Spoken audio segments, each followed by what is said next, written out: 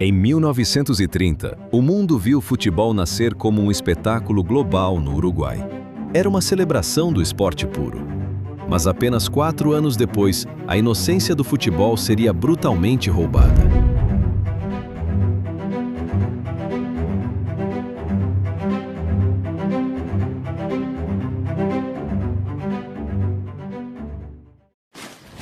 A Copa do Mundo de 1934 não foi apenas um torneio. Foi uma máquina de propaganda.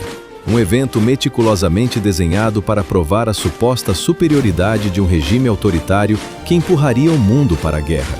O anfitrião? A Itália de Benito Mussolini. Mussolini não era um fã apaixonado por futebol, mas ele era um mestre da manipulação das massas. Ele olhou para os estádios lotados e não viu torcedores. Viu soldados em potencial. Viu a oportunidade perfeita para transformar o esporte no maior palco de exibição do fascismo. Mas antes da bola rolar, um choque abalou a FIFA. O Uruguai, o atual campeão do mundo, disse não. Em retaliação ao boicote dos europeus 4 anos antes, os uruguaios se recusaram a cruzar o oceano. Até hoje, é a única vez na história que o campeão se recusou a defender seu título. Sem o Uruguai, o caminho parecia livre para Il Duce. Mas para a propaganda funcionar, a Itália não podia apenas sediar o torneio. Eles precisavam vencer, custe o que custar. E se eles não tivessem talento suficiente em casa, o ditador iria buscar seus soldados do outro lado do Atlântico.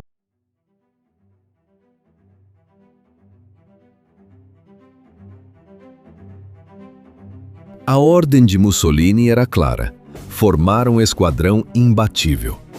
Usando a desculpa da descendência italiana, o regime fascista naturalizou à força os melhores jogadores sul-americanos que atuavam na Itália. Eles foram chamados de oriundi. A Argentina, que teve seus craques roubados, ficou furiosa. O símbolo dessa transação sombria foi Luiz Monte, um meio-campista brutal. Ele é, até hoje, o único homem a jogar 2 finais de Copa do Mundo por 2 países diferentes. Em 1930, jogou pela Argentina ameaçado de morte por torcedores uruguaios se ganhasse. 4 anos depois, jogava pela Itália ameaçado pelo próprio Mussolini se perdesse. Para comandar esse exército de chuteiras, o escolhido foi Vittorio Pozzo. Ele isolou a seleção nos Alpes italianos. O treinamento não era para um jogo de futebol, era um acampamento militar de sobrevivência. A doutrinação era absoluta. A pressão no vestiário era asfixiante. A mensagem que vinha de Roma, através do general Giorgio Vaccaro, não era uma palestra motivacional. Era um ultimato direto, que ecoaria até o dia da final. Vencer ou morrer.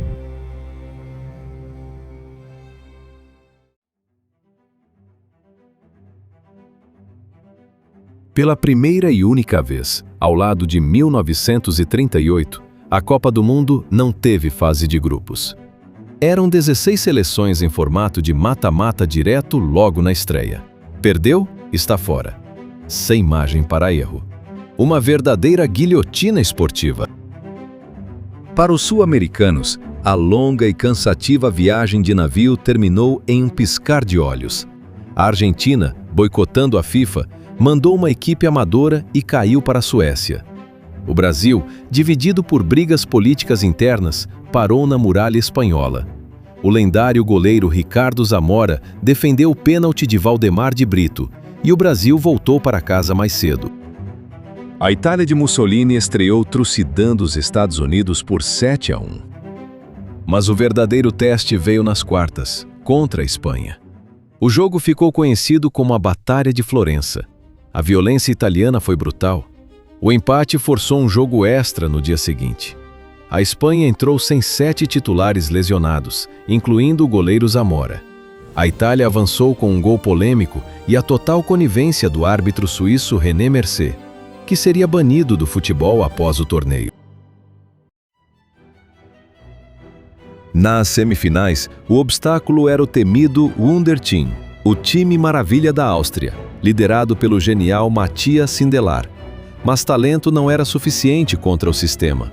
O árbitro da partida, o sueco Ivan Eklund, supostamente jantou com Mussolini na noite anterior ao jogo. Em campo, Eklund ignorou faltas violentas e, diz a lenda, chegou a cabecear uma bola para a Itália.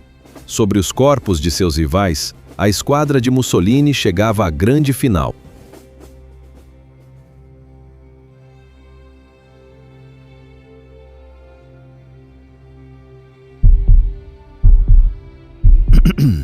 A grande final colocava frente a frente a Itália e a talentosa Tchecoslováquia. O estádio, batizado com o nome do partido fascista, estava abarrotado por oficiais do regime. Antes de entrarem em campo, o técnico Vittorio Pozzo leu em voz alta um telegrama enviado diretamente por Mussolini aos jogadores. Eram 3 palavras que não tinham nada de metáfora esportiva. Vincere o morire. Vencer ou morrer.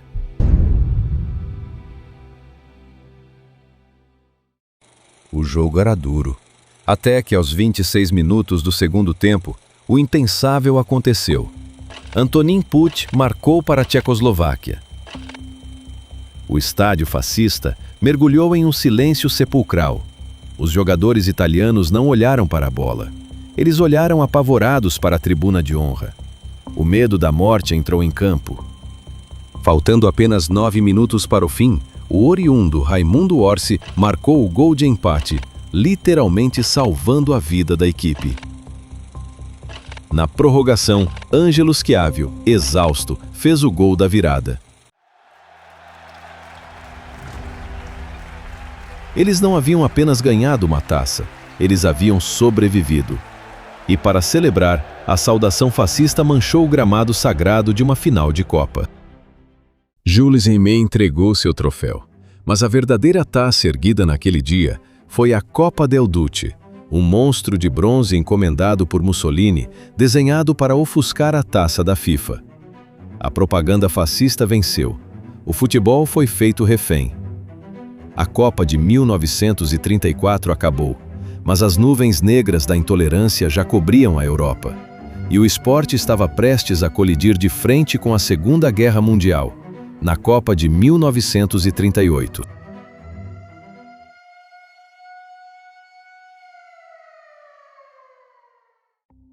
Se você gostou do vídeo, deixe seu like, inscreva-se no canal, comente o que achou dessa polêmica competição e eu te vejo na França em 1938. Até lá!